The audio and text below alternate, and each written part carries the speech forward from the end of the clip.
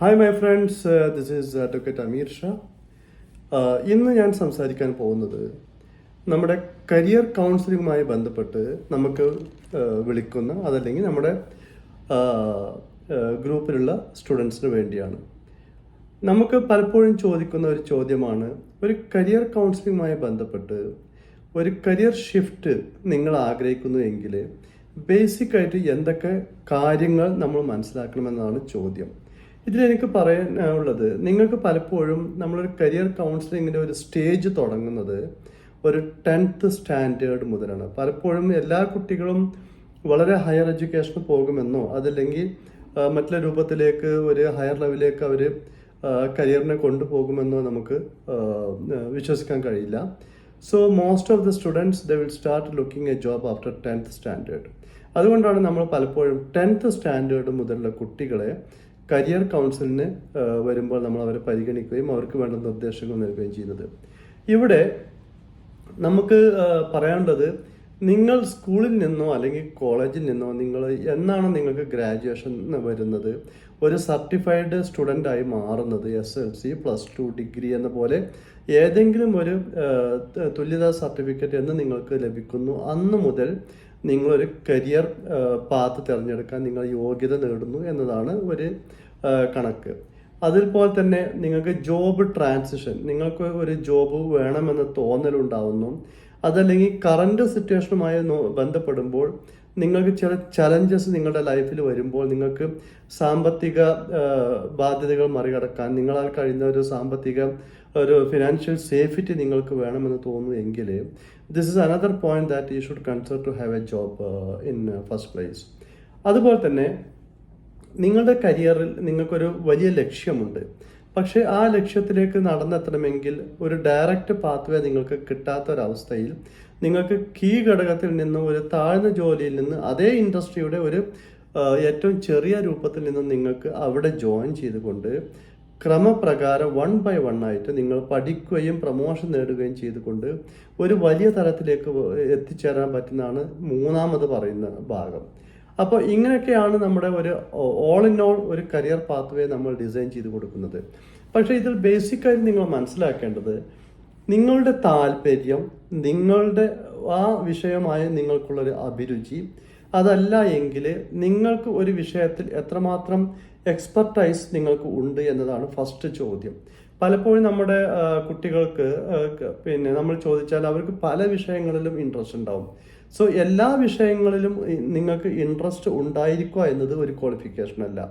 പല വിഷയങ്ങളിൽ ഒരു വിഷയത്തിൽ നിങ്ങൾക്ക് അഗാധമായ അറിവ് അല്ലെങ്കിൽ വിജ്ഞാനം അല്ലെങ്കിൽ അതിൽ വിസ്ഡം ഉണ്ടായിരിക്കുക എന്നതാണ് ഒരു പ്രത്യേക ജോലിയിൽ നിങ്ങൾക്ക് പ്രാധാന്യം ലഭിക്കാൻ ഒരു പ്രധാന കാരണം. അത്തരം ജോലികൾ നിങ്ങൾ കണ്ടെത്തി കഴിഞ്ഞാൽ അവിടെ നിങ്ങൾക്ക് നല്ല തിളങ്ങി നിൽക്കാൻ പറ്റും. പലപ്പോഴും നമുക്ക് സ്റ്റുഡൻസുമായി ബന്ധപ്പെട്ട് നമ്മൾ സംസാരിക്കുമ്പോൾ പല വിഷയത്തിലും അവർക്ക് പഠിച്ചത് കൊണ്ട് വളരെ ഹൈ മാർക്ക് ഉണ്ടാവും, പക്ഷേ അവരുടെ ഒരു ഇന്നർ എബിലിറ്റി എന്ന് പറയുന്നത് പലപ്പോഴും ജോബ് മാർക്കറ്റുമായി പലപ്പോഴും പൊരുത്തപ്പെടാത്ത ഒരു ചുറ്റുപാടിലായിരിക്കും അവരുടെ ഇന്നർ സ്കില്ല് എന്ന് പറയുന്നത്. അതുകൊണ്ടാണ് പലപ്പോഴും നമ്മൾ മറ്റുള്ള ടെസ്റ്റുകൾ നടത്തിക്കൊണ്ടാണ് അവരുടെ ഒരു പേഴ്സണൽ സ്കില്ല് നമ്മൾ കണ്ടെത്തുന്നത്. സോഫ്റ്റ് സ്കില്ലാണേലും ഹാർഡ് സ്കില്ലാണേലും അവർ പഠിച്ചതിൽ നിന്നും വ്യത്യസ്തമായിട്ട് അത്തരം കുട്ടികളിൽ കാണുന്ന ഒരു പ്രത്യേക അഭിരുചി ഏതാണ്, അവർക്ക് മെയിൻറ്റെയിൻ ചെയ്ത് കൊണ്ടുപോകാൻ പറ്റുന്ന ഒരു കഴിവ് ഏതാണ്, അതുപോലെ തന്നെ അവർക്ക് ഒട്ടും ക്ഷീണമില്ലാതെ എത്ര വർക്ക് ചെയ്താലും അവർക്ക് ടയേർഡ് ആവാതെ അവർ വർക്ക് ചെയ്യാവുന്ന ഒരു കരിയർ പാത്വേ ഏതാണ് എന്ന് നമുക്ക് കണ്ടെത്തുന്നതാണ് ഏറ്റവും വലിയ ടാസ്ക് എന്ന് പറയുന്നത്. പലപ്പോഴും നമ്മുടെ സ്റ്റുഡൻസുമായി നമ്മൾ സംസാരിക്കുമ്പോൾ നമുക്ക് കിട്ടുന്ന ഡീറ്റെയിൽസ് എന്ന് പറയുന്നത് പലപ്പോഴും ആ ഒരു സമയത്ത് ആ ഒരു ഏജിൽ അവർക്ക് കാണുന്ന ഇഷ്ടപ്പെട്ട ജോലിയാണ് അവർ അവരുടെ കരിയർ പാത്വേ ആയിട്ട് തിരഞ്ഞെടുക്കാറ്. But most of the time it is wrong. ഇവിടെ നമ്മുടെ കരിയർ എന്ന് പറയുന്നത് നിങ്ങൾ കാണുന്ന ജോലിയുടെ ഒരു ലുക്ക് ആവില്ല പലപ്പോഴും നിങ്ങൾക്ക് കിട്ടുന്ന ഇൻകം എന്ന് പറയുന്നത്. So after some time you need money first then a good job എന്നൊരു സിസ്റ്റത്തിലേക്ക് നിങ്ങൾ മാറുമ്പോൾ money will come in first place. കാരണം നിങ്ങളുടെ എല്ലാ ആവശ്യങ്ങൾക്കും വേണ്ടത് ക്യാഷ് ആണ്. അപ്പോൾ അവിടെ രണ്ട് കാര്യങ്ങൾ നിങ്ങൾ ഒന്നിച്ചു കൊണ്ടുപോകാൻ നോക്കും. എനിക്ക് നല്ല വരുമാനം കിട്ടുന്ന എന്നാൽ ഞാൻ ഇഷ്ടപ്പെടുന്ന ഒരു ജോലി ആയിരിക്കണം എന്നതാണ് നിങ്ങളുടെ ആക്ച്വൽ ഡിസിഷൻ എങ്കിൽ it takes time to realise. അതുകൊണ്ടാണ് നമ്മൾ ഇത്തരം കുട്ടികളെ നമ്മൾ ഇൻ്റർവ്യൂ ചെയ്യുമ്പോൾ അവരുടെ ആക്ച്വൽ ഇൻട്രസ്റ്റ് എന്താണെന്ന് കണ്ടെത്തുകയും ലൈഫ് ലോങ് അവർക്ക് ഇഷ്ടപ്പെടാവുന്ന ഒരു കരിയർ പാത്വേ ഏതാണ് എന്ന് നമ്മൾ ടെസ്റ്റിലൂടെ കണ്ടെത്തിയ ശേഷം അവർക്ക് നമ്മൾ ഡീറ്റെയിൽഡ് റിപ്പോർട്ട് കൊടുക്കും. അവർക്ക് ഇന്ന ഏരിയകളിൽ നിങ്ങൾക്ക് പെർഫോം ചെയ്യാൻ പറ്റും, നിങ്ങൾക്ക് ഒരു 80% ദിസ് ഇസ് യുവർ റിസൾട്ട് എന്ന് പറഞ്ഞുകൊണ്ട് നമുക്ക് കൊടുക്കാൻ പറ്റും. പിന്നെ മറ്റൊന്ന് ചിന്തിക്കേണ്ടത്, നിങ്ങൾ ഒരു കരിയർ ഗുരുവിൻ്റെ അടുത്ത് അല്ലെങ്കിൽ ഒരു കരിയർ അനലിസ്റ്റിൻ്റെ കൂടെ നിങ്ങൾ ഇരുന്ന് കഴിഞ്ഞാൽ അദ്ദേഹം പറയുന്നത് 100% ശരിയാണ് എന്ന് ഒരിക്കലും നിങ്ങൾ തെറ്റിദ്ധരിക്കരുത്. Because they are assuming the skills and knowledge and ability you have in through certain mathematics. പലപ്പോഴും പല കണക്കുകളിലൂടെയും പല സൈക്കോളജി ടെസ്റ്റിലൂടെയും നിങ്ങൾ എന്താണ് എന്നും നിങ്ങൾക്ക് എന്തെല്ലാം ചെയ്യുമെന്നും നമ്മൾ പല ചോദ്യങ്ങളിലൂടെ പല ഡിസിഷൻ മേക്കിംഗ് പാത്വേയിലൂടെ കടന്നു പോയ ശേഷം മാത്രമാണ് നിങ്ങൾക്ക് ഒരു കരിയർ പാത്വേ നമ്മൾ പറഞ്ഞു തരുന്നത്. Sometimes it takes 3 days to finish the process. പലപ്പോഴും നമ്മൾ 1-2 മണിക്കൂർ ആയിരിക്കും പലപ്പോഴും നമ്മുടെ കുട്ടികൾ നമ്മുടെ മുമ്പിൽ വന്ന് ഓൺലൈനായോ ഓഫ്ലൈനായോ പലപ്പോഴും സംസാരിക്കുന്നത്. പക്ഷേ ഈ 1 മണിക്കൂർ കൊണ്ടോ 2 മണിക്കൂർ കൊണ്ടോ നമുക്ക് ഒരു കുട്ടിയുടെ ലൈഫിലേക്ക് വേണ്ട ഒരു ജോലി ഏതാണ് എന്ന് നമുക്ക് പെട്ടെന്ന് കണ്ടെത്താൻ കഴിയില്ല. So to make it short and to make it more clear and specific, we regularly conduct more and more tests on this student. അതുപോലെ തന്നെ മേ ബി കണ്ടിന്യൂസ്ലി അവർ നമ്മളെ കൂടെ നിൽക്കുകയാണെങ്കിൽ it takes 1 or 2, sometimes 3 days to finish the process. ഇത്രയും സമയം എടുത്തുകൊണ്ട് മെല്ലെ മെല്ലെ ചെയ്യേണ്ട കാര്യമാണ് കരിയർ കൗൺസിലിംഗ് എന്ന് പറയുന്നത്. ഇനി നിങ്ങൾ കരിയർ പാത്വേ നിങ്ങൾ തിരഞ്ഞെടുക്കുമ്പോൾ the first and best time is after graduation. നിങ്ങൾക്ക് 10th ആണ് എങ്കിൽ that is one area of the development you can consider. Second +2 ശേഷം ഏറ്റവും നല്ലത് എന്ന് പറയുന്നത് നിങ്ങൾക്ക് ഒരു ഗ്രാജുവേഷൻ, ഒരു 3 year ഡിഗ്രി അല്ലെങ്കിൽ 4 year ഡിഗ്രി നേടിയ ശേഷമായിരിക്കും നിങ്ങൾക്ക് ഏറ്റവും നല്ല സൊല്യൂഷൻ എന്ന് പറയുന്നത്. എന്നാൽ പോലും ഒരു 10th സ്റ്റാൻഡേർഡ് മുതൽ തന്നെ നിങ്ങൾക്കൊരു കരിയർ മെൻറ്ററുടെ ആവശ്യം ഉണ്ടായിരിക്കുകയും അയാളുടെ നിർദ്ദേശത്തിൽ നിങ്ങൾ പല ട്രെയിനിങ്ങുകൾ ഈ സമയങ്ങളിൽ നേടുകയും നിങ്ങൾ ഗ്രാജുവേഷൻ നേടുന്നതോടൊപ്പം അതോടുകൂടി പല രൂപത്തിലുള്ള ട്രെയിനിങ് ആ ഒരു സ്പെസിഫിക് ഇൻഡസ്ട്രിയുടെ ടേസ്റ്റ് മനസ്സിലാക്കാൻ നിങ്ങൾക്ക് അവസരം നൽകുകയും ഇതെല്ലാം ചേർത്ത ശേഷം ഡിഗ്രി പ്ലസ് ഒരു പ്രാക്ടിക്കൽ എക്സ്പീരിയൻസ് ഉള്ള ഒരു കുട്ടിയായി മാറുമ്പോൾ നിങ്ങൾക്ക് നല്ല സാലറിയിൽ നിങ്ങൾക്ക് പലപ്പോഴും ജോലി നേടാൻ പറ്റും. പിന്നെ പലപ്പോഴും കരിയർ പാത്വേ നമ്മൾ ഷിഫ്റ്റ് ചെയ്യുന്ന ഒരു പ്രോസസ്സ് എന്താണെന്ന് വെച്ചാൽ ജോബ് സാറ്റിസ്ഫാക്ഷനാണ്. പലപ്പോഴും നിങ്ങൾ എത്തിപ്പെട്ടത് നിങ്ങൾക്ക് ഇഷ്ടപ്പെടുന്ന അല്ലെങ്കിൽ നിങ്ങൾ സ്വപ്നം കണ്ട ഒരു ജോലി ആയിരിക്കില്ല. But somehow you got that job. അവിടെ നിന്നും നിങ്ങൾ ചിന്തിക്കാൻ തുടങ്ങും ഇതല്ല എൻ്റെ ജോലി എന്ന് പറയുമ്പോൾ അത്തരം സന്ദർഭങ്ങളിൽ നമുക്ക് കരിയർ കൗൺസിലേഴ്സിന് നിങ്ങളെ സഹായിക്കാൻ പറ്റും. നിങ്ങളുമായി സംസാരിച്ച ശേഷം നമ്മൾ സമയമെടുത്തുകൊണ്ട് നിങ്ങൾക്കൊരു കരിയർ നല്ലത് കണ്ടെത്തുന്നത് വരെ നിങ്ങളെ കൂടെ നിർത്തി നിങ്ങളുടെ കാര്യങ്ങളെ ബെറ്ററായിട്ട് നിങ്ങളുടെ സ്കില്ലുകളെ എൻഹാൻസ് ചെയ്യുന്ന ട്രെയിനിങ് മെത്തേഡ്സ് എല്ലാം നൽകിക്കൊണ്ട് നിർദ്ദേശങ്ങൾ നൽകിയ ശേഷമാണ് നിങ്ങളുടെ ഒരു കരിയർ ഷിഫ്റ്റ് നമ്മൾ ചെയ്യുന്നത്. മറ്റൊന്ന് കരിയർ അഡ്വാൻസ്മെൻറ്റ് എന്ന് പറയുന്നത്. പലപ്പോഴും നിങ്ങൾക്ക് ഇഷ്ടപ്പെട്ട ജോലിയാണ് നിങ്ങൾ ചെയ്യുന്നത്, പക്ഷേ നിങ്ങൾക്ക് അതിലൊരു ഡെവലപ്മെൻറ്റ്, ഒരു പ്രൊമോഷൻസ് ഒന്നും ഇല്ല എങ്കിൽ നിങ്ങൾ ആ നിൽക്കുന്ന ജോലിയിൽ മാത്രം നിൽക്കുകയും നിങ്ങൾക്ക് ഇഷ്ടപ്പെട്ട ജോലിയാണ് നിങ്ങൾ ചെയ്യുന്നത് പക്ഷേ നോ ഡെവലപ്മെൻറ്റ് എന്ന് പറയുമ്പോൾ there is A limitations on your goals.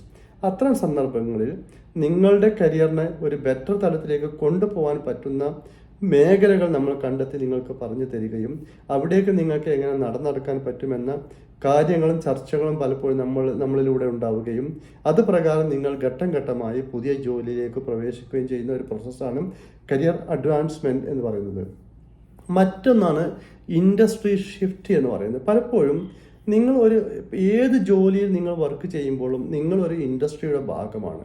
പലപ്പോഴും പല ഇൻഡസ്ട്രികളും പല കാലങ്ങളിൽ അറ്റ്ലീസ്റ്റ് എവറി 5 year ഓരോ ഇൻഡസ്ട്രിയുടെയും ഒരു സ്വഭാവങ്ങൾ അതിൻ്റെ കൊമേഴ്ഷ്യൽ വാല്യൂവിൽ വലിയ മാറ്റങ്ങൾ വരുമ്പോൾ സ്വാഭാവികമായും അതേ ഇൻഡസ്ട്രി റെപ്രസെൻ്റ് ചെയ്യുന്ന എല്ലാ തൊഴിലാളികൾക്കും അല്ലെങ്കിൽ മാനേജ്മെൻറ്റിനും ആ ഇൻഡസ്ട്രിക്ക് വരുന്ന എല്ലാ ക്ഷതങ്ങളുടെയും ഒരു ആഫ്റ്റർ എഫക്റ്റ് ഉണ്ടാവുകയും അവരുടെ സാലറി അവരുടെ പ്രൊമോഷൻസ് എല്ലാം ബാധിക്കുമ്പോൾ ഇതുപോലെ എനിക്ക് മാനേജ് ചെയ്യാൻ പറ്റുന്ന നെക്സ്റ്റ് ഒരു ഘടകം ഏതെന്ന് നമ്മൾ കണ്ടെത്തുകയും ആ ഇൻഡസ്ട്രിക്ക് പകരം മറ്റൊരു ഇൻഡസ്ട്രിയെ നമ്മൾ അവർക്ക് പറഞ്ഞു കൊടുക്കാൻ ചെയ്യും. ഉദാഹരണത്തിന് ഒരു ഹോസ്പിറ്റൽ ഇൻഡസ്ട്രിയുടെ അഡ്മിനിസ്ട്രേഷനിൽ വർക്കുന്ന ആളുകൾക്ക് ഹോസ്പിറ്റൽ ഇൻഡസ്ട്രിയിൽ വരുന്ന പ്രശ്നങ്ങളെ അഭിമുഖീകരിച്ചുകൊണ്ട് നമുക്കൊരു ജോബ് ഷിഫ്റ്റ് കൊടുക്കുകയാണെങ്കിൽ പലപ്പോഴും നമ്മൾ അവർക്ക് കൊടുക്കുന്ന മറ്റൊന്നാണ് ഹോട്ടൽ ഇൻഡസ്ട്രി.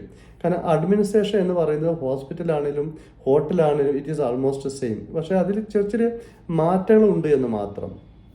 സോ ഇത്തരം ഇൻഡസ്ട്രി ഷിഫ്റ്റുകൾ നമ്മൾ അത്തരം ആളുകൾക്ക് റെക്കമെൻഡ് ചെയ്യും.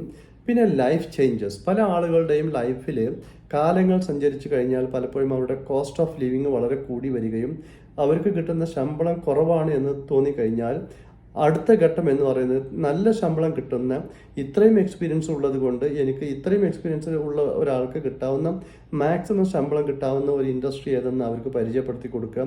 അതവർക്ക് വില്ലിങ് ആണ്, അവർക്ക് സ്യൂട്ടബിൾ ആണെങ്കിൽ അത്തരം ആളുകളെ ആ കരിയർ ഷിഫ്റ്റിലേക്ക് നമ്മൾ നയിക്കുമെന്നുള്ളതാണ് കരിയർ കൗൺസിലിങ്ങിൻ്റെ മറ്റൊരു വശം എന്ന് പറയുന്നത്.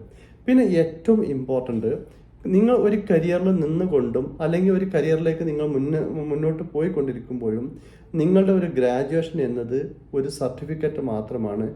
Graduation is not a qualification for to get a job. നിങ്ങൾക്ക് ജോലി കിട്ടണമെങ്കിൽ നിങ്ങളുടെ സ്കിൽ ഡെവലപ്മെൻ്റ് ആണ് ഏറ്റവും ആവശ്യം. അപ്പോൾ നമ്മൾ ഒരു കുട്ടി അല്ലെങ്കിൽ ഒരു സ്റ്റുഡൻറ്റ് നമ്മുടെ അടുത്ത് വരുമ്പോൾ അദ്ദേഹം ഏത് കരിയറുമായി ബന്ധപ്പെട്ട കോഴ്സാണ് പഠിക്കുന്നത് എന്നതോടൊപ്പം തന്നെ ആ കുട്ടിക്ക് നമ്മൾ ഏതാനും കോഴ്സുകളോട് കൂടി ചില സ്കിൽ ഡെവലപ്മെൻറ്റ് പ്രോഗ്രാംസ് നമ്മൾ അവർക്ക് റെക്കമെൻഡ് ചെയ്യുകയും പലപ്പോഴും നമ്മുടെ പ്രോഗ്രാംസ് തന്നെ നൽകിക്കൊണ്ട് സർട്ടിഫൈ ചെയ്തുകൊണ്ട് നമ്മൾ അത്തരം കുട്ടികളുടെ സ്കിൽ ഡെവലപ്പ് ചെയ്യാവുന്ന പ്ലാനുകളും പദ്ധതികളും നമ്മൾ നൽകും. പലപ്പോഴും വീക്കെൻഡ് പ്രോഗ്രാംസ് നമുക്ക് നടക്കുന്നുണ്ട്. Mind Magna research and training എന്നൊരു ഡിവിഷൻ്റെ ഭാഗമായിട്ട് നമുക്ക് പലപ്പോഴും ഓൺലൈൻ ട്രെയിനിങ് പ്രോഗ്രാംസ് വരുന്നുണ്ട്, ഓഫ്ലൈൻ ട്രെയിനിങ് പ്രോഗ്രാംസ് വരുന്നുണ്ട്. ഇതിൽ കൂടുതലും കുട്ടികൾ സ്കിൽ ഡെവലപ്മെൻറ്റുമായി ബന്ധപ്പെട്ട ഇൻഡസ്ട്രിയുമായി ബന്ധപ്പെട്ട പല വിഷയങ്ങളിലാണ് അവർ നമ്മുടെ ട്രെയിനിങ് നേടുന്നത്. അത്തരം ആളുകൾക്ക് നമ്മുടെ ട്രെയിനിങ് ഇത്ര ദിവസത്തെ ട്രെയിനിങ് അവർ ഓൺലൈൻ ആയിക്കൊണ്ടോ ഓഫ്ലൈൻ ആയിക്കൊണ്ടോ നേടിക്കഴിഞ്ഞാൽ അവർക്ക് മൈൻഡ് മാഗ്നയുടെ സർട്ടിഫിക്കറ്റ് നമ്മൾ നൽകുന്നതാണ്. അതൊരു അഡീഷണൽ ക്വാളിഫിക്കേഷൻ ആയിക്കൊണ്ട് നമുക്ക് ഇത്തരം കുട്ടികളെ നമുക്ക് ജോലിക്ക് പ്രാപ്തരാക്കുന്ന വിധത്തിൽ നമ്മൾ സർട്ടിഫൈ ചെയ്തുകൊണ്ടാണ് അവരെ ജോലിയിലേക്ക് നമ്മൾ റെക്കമെൻഡ് ചെയ്യുന്നത്. പലപ്പോഴും നമുക്ക് കിട്ടുന്ന കുട്ടികളുടെ ആവശ്യങ്ങൾ എന്ന് പറയുന്നത് നമ്മുടെ ഡാറ്റാബേസ് ആയിരിക്കെ തന്നെ പലപ്പോഴും നമുക്ക് ജോബ് റിക്വയർമെൻറ്റ് വരുമ്പോൾ ഈ കുട്ടികളെ അല്ലെങ്കിൽ ഈ സ്റ്റുഡൻറ്റ് ഗ്രൂപ്പിൽ നിന്നും നമുക്ക് എടുക്കാവുന്ന ഏറ്റവും best of best job selection നോക്കിക്കൊണ്ട് അതിന് വളരെ യോഗ്യരായ സ്റ്റുഡൻസിനെ നമ്മൾ വീണ്ടും ഇത്തരം കമ്പനികൾക്കും സ്ഥാപനങ്ങളിലേക്കും റെക്കമെൻഡ് ചെയ്യുകയും അവർക്ക് അവിടെ ജോലി നേടാൻ അവസരം നൽകുകയും ചെയ്യുന്നുണ്ട്. സോ ഇതാണ് കരിയർ ഡെവലപ്മെൻറ്റുമായി നമ്മുടെ പ്രവർത്തനങ്ങളും നമ്മുടെ കാര്യങ്ങളും മുന്നോട്ട് എങ്ങനെ പോകുന്നു എന്നതിനെക്കുറിച്ചൊരു ആകത്തുക വിവരണം എന്ന് പറയുന്നത്. സോ ഇഫ് എനിവൺ നമ്മളുമായി ബന്ധപ്പെടാനും നമ്മളുമായി കരിയർ കൗൺസിലിങ്ങുമായി സംസാരിക്കാനോ നമ്മുടെ ട്രെയിനിങ്ങുമായി ബന്ധപ്പെടാനോ താല്പര്യമുള്ള ആളുകൾക്ക് നിങ്ങൾക്ക് വിളിക്കാം. എൻ്റെ നമ്പർ 85 47 48 47 69, അഡ്വക്കേറ്റ് അമീർ ഷാ. നിങ്ങൾ വിളിക്കുമ്പോൾ ശ്രദ്ധിക്കേണ്ടത് you can send me WhatsApp message. കാരണം പലപ്പോഴും വിളിച്ചാൽ എന്നെ കിട്ടാൻ ചാൻസ് കമ്മിയാണ്. Because most of the time I am busy with many activities. പലപ്പോഴും കോളിൽ എന്നെ കിട്ടണമെന്നില്ല, പക്ഷേ കിട്ടാതിരിക്കാൻ കാരണം ഇതാണ്, ഞാൻ ബിസിയാണ്, അതുകൊണ്ടാണ്. പക്ഷേ നിങ്ങളുടെ എല്ലാ മെസ്സേജസിനും ഞാൻ റിപ്ലൈ 1 by 1 ആയിട്ട് തരും. അതുപോലെ നിങ്ങൾ കരിയർ കൗൺസിലിങ്ങുമായി ബന്ധപ്പെട്ടതാണെങ്കിൽ നിങ്ങൾക്ക് സ്ലോട്ട് എടുക്കാനും സമയം ഫിക്സ് ചെയ്യാനും ട്രെയിനിങ് അവേഴ്സ് ഫിക്സ് ചെയ്യാനും എല്ലാം നമുക്ക് ഗൈഡൻസ് നമ്മൾ നൽകുന്നതാണ്. You always send me WhatsApp message. എന്നെ വിളിക്കുന്നതിന് പകരം എപ്പോഴും നിങ്ങൾ വാട്സാപ്പിൽ മാത്രം മെസ്സേജ് അയച്ചു കഴിഞ്ഞാൽ നിങ്ങൾക്ക് കൃത്യമായ നിർദ്ദേശങ്ങൾ നൽകും. So anything related with career counseling and psychology, you always contact me. I am Advocate Amir Shah. Thank you very much.